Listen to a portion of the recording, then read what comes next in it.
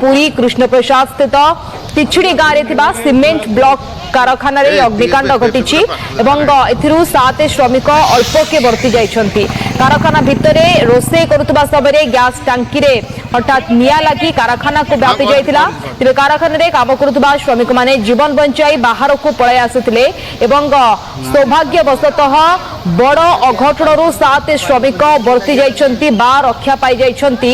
काहेकिना आउ अल्प समय जदि विलंब करिथान्ते हुए तो किछि भी घटी थाई पारि थांता। पूरा कारखाना टी वर्तमान हुतुहुत होई जळुथबार ये विजुअल आपण देखुचंती एवं पूरा परिवेश धुआमय होई जाय। गैस हरियला हितर गैस हरि अलरे उठी दियो ना